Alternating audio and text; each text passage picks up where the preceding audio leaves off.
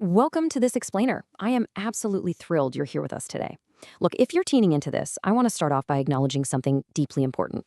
You're probably exhausted. You're already putting in an incredible amount of effort just to survive financially, and I bet it feels like you're running on a treadmill that just keeps speeding up. Well, today we're going to look at the real mechanics of debt. We aren't doing any of those sterile, shame-filled lectures usually here. Instead, we're getting into the actual psychology of how to break free. Picture this, and honestly, you probably don't even have to imagine it. It's 11:47 p.m., you're lying in bed, the glow of your phone is lighting up the dark room as you open your banking app. Your paycheck hit just yesterday, and somehow it already feels completely gone. Rent took a massive bite out of it. Groceries are shockingly expensive right now. And the thing is, you've been trying so hard. You skip the takeout, you say no when your friends go out. You work incredibly hard, maybe even harder than people who seem to have plenty of money. But despite all of that exhausting effort, your credit card minimum payment barely even moved the needle on the balance. You're still in debt, again. Honestly, it's enough to make anyone stop believing that getting out is even possible. Okay, let's dive into this, because this quote right here, it completely changes the game. We're always taught that paying off debt is purely a math problem. Just crunch the numbers, right? But the absolute truth is, debt is mostly psychology. Think about it. If escaping debt were only a math problem, literally every single person with a basic budget spreadsheet and a calculator would already be rich. But they aren't. We have to stop looking at debt as this mathematical failure and really start understanding it as a psychological cycle. Here is the absolute biggest lie we tell ourselves. The math myth tells us, once I make more money, then I'll pay everything off. And it sounds completely logical, but the psychological reality is totally different. When someone finally gets that extra $500 a month, what actually happens? Suddenly they're ordering slightly better takeout, signing up for more subscriptions, financing a brand new phone, or buying things simply because they feel they've earned it, they deserve it. And the debt? It survives. This isn't because they're lazy, not at all. It's because human beings are biologically wired to seek immediate relief from pain. Because debt feels incredibly painful. And when money is tight, every single little bump in the road feels like a massive urgent crisis. A flat tire isn't just an inconvenience anymore, it's a financial catastrophe. A sudden medical bill causes sheer panic. When you're carrying that kind of heavy daily stress, you naturally look for tiny emotional rewards just to feel better. Enter stress spending. You feel broke, so you buy a small online item or you order food delivery just to feel a fleeting sense of control over your life again. Now, that purchase creates temporary relief. Absolutely it does. But a few weeks later, the bill returns and it brings a whole bunch of interest with it. Stress spending when you're in debt is exactly like trying to put out a fire using gasoline. Just because the flames make you feel cold for a split second. This is exactly why that traditional, generic advice like, just stop buying coffee, makes people so incredibly angry. Deep down, you know the coffee isn't the real issue. The real issue is that your money system is suffocating you and you literally have absolutely no breathing room. Section 1. The power of momentum. Moving the broken car. So how do we actually fix this? Let's move out of the agitation phase and right into the solution. And here's the absolute best news you're going to hear today. You do not need a magical lottery win to fix this. You just need momentum. I want you to think about trying to pay off debt like pushing a completely broken down car uphill. At first, you put your back into it, you push with literally everything you have, and it barely moves an inch. You get totally exhausted. That is exactly how debt feels in the beginning, especially when you're making minimum payments that absolutely devour your hard-earned paycheck but leave the actual balance practically untouched. It is so defeating. Let's look at a really concrete example. Meet Marcus. So Marcus earns $2,400 a month after taxes. He's currently carrying credit card debt, a lingering medical bill, a personal loan, and a car payment. Every single month, Marcus does what he genuinely thinks is the right thing. He pays the minimum on all 4 of these debts. Psychologically, Marcus feels like he's being a highly responsible adult. But financially, Marcus is standing completely still. His energy is spread way too thin across way too many targets. And this brilliantly illustrates exactly why banks absolutely love minimum payments. They are deliberately designed to keep your debt alive for as long as mathematically possible.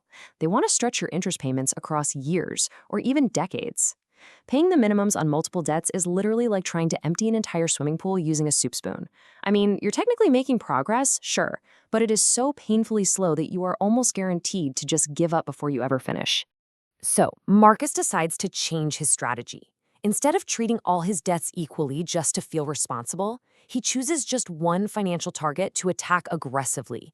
Every single extra dollar goes to that one balance. Now, I know financial experts love to argue about math. They'll always tell you to pay the highest interest rate first, but for someone on a tight income, psychology matters far more than perfect math. When Marcus completely pays off that smallest balance, he gets a visible win. Our human brains desperately need visible wins to keep motivation alive. When progress feels invisible, motivation just dies. But when that first debt is gone, Marcus suddenly has improved monthly cash flow to attack the very next target. Section 2. Systems over willpower. Designing your environment. That brings us to a really major realization. You cannot simply budget your way out of financial chaos if your daily environment is constantly sabotaging you. Look, if every day is stressful, if you're exhausted after a long shift, if your brain is just totally overwhelmed, your willpower is going to fail. That isn't a personal flaw, that's just human nature. We are always naturally going to choose convenience over discipline when life feels too heavy. So instead of depending on sheer willpower, you have to design your environment. You have to reduce financial friction. Wealthy people understand this incredibly well. They don't just try to have perfect discipline, they build systems. So go ahead and remove your saved credit cards from your shopping apps right now, unsubscribe from those promotional emails that tempt you late at night, avoid the specific stores that trigger your impulse spending, automate your essential bill payments, and create separate accounts for your necessities. The goal is to make doing the wrong thing super hard and doing the right thing entirely automatic. We also really need to address the hidden pressure of appearances. Most people in debt are trying desperately to look like they are financially okay. They upgrade cars they really can't afford and keep up expensive habits just because they fear the judgment of looking broke. But choosing to look rich often guarantees permanent anxiety. Escaping debt requires temporary discomfort. Notice I said temporary discomfort, not permanent suffering. Moving to a cheaper apartment, cooking at home, or driving an older car might feel like a huge step back right now, but it actually buys you profound mental peace, and peace has immense value. Eventually, though, there is a limit to how much you can cut your expenses. At some point, you're going to need more income entering your system. But here is exactly where people freeze up. They think they need to find a way to make an extra $5,000 a month to fix their lives. That goal is so massive and overwhelming that it just paralyzes them, and they end up doing nothing.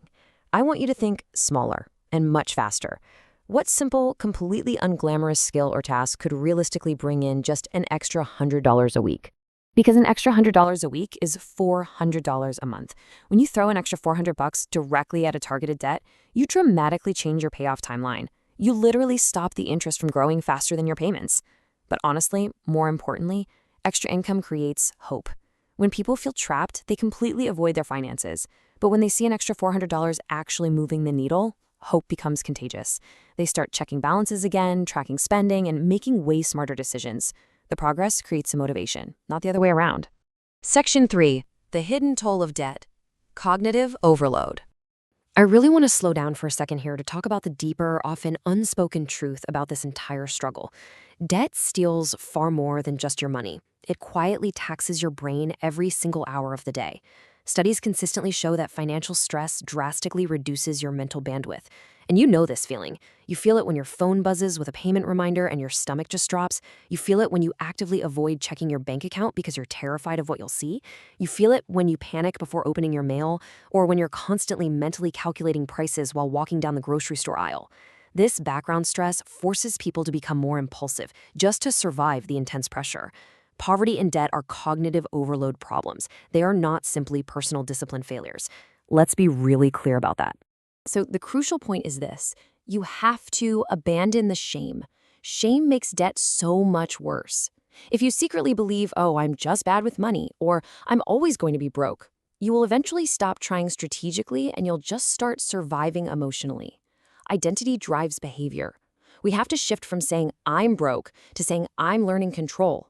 We shift from I always fail to I am building stability step by step. Someone who sees themselves as constantly improving behaves entirely differently than someone who honestly believes they are doomed. Section 4. The Roadmap to Freedom. Actionable Steps.